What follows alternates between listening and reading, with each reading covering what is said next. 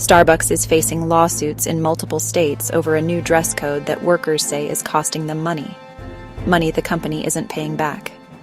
Employees in Illinois, Colorado, and California argue that they've had to spend their own cash on shoes, shirts, and jeans just to keep their jobs. Tonight, we break down what's happening, what workers are demanding, and how this fight ties into the larger Starbucks union movement. On May 12th, Starbucks rolled out a stricter dress code across North America. Workers must now wear solid black shirts, long or short sleeve, under the iconic green apron. Pants must be khaki, black, or blue denim without frays or patterns. Shoes, only black, gray, brown, tan, dark blue, or white, and they must be waterproof. The rules also ban more than one facial piercing, face tattoos, tongue piercings, and what the company calls theatrical makeup. Starbucks says the change makes its apron stand out and creates a more consistent, welcoming customer experience. But for many employees known inside Starbucks as partners, this change came with a cost. Workers in 3 states say they've had to spend anywhere from $60 to over $150 on new clothes and shoes, just to meet the updated requirements. One California student described searching multiple stores for compliant shoes after her Crocs were banned, eventually paying $60 out of pocket. Another worker in Illinois said he had to pay to remove a nose piercing.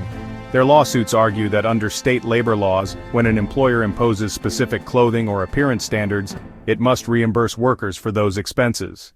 Starbucks hasn't commented directly on the lawsuits, but the company did note that employees received 2 black shirts for free when the policy took effect.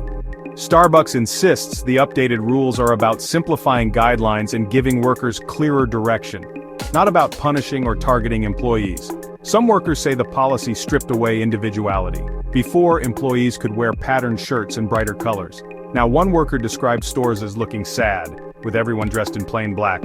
Others say the dress code hits hardest for those already living paycheck to paycheck, turning what might seem like small expenses into a real financial strain.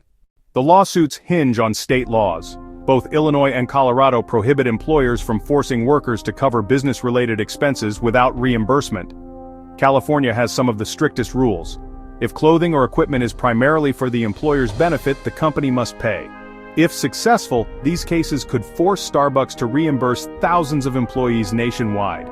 This legal fight comes amid a larger, years-long unionization push. More than 640 Starbucks stores have voted to unionize since 2021, with Starbucks Workers United supporting these lawsuits. The average barista earns just above minimum wage in many states, and for them, a $100 wardrobe change isn't minor.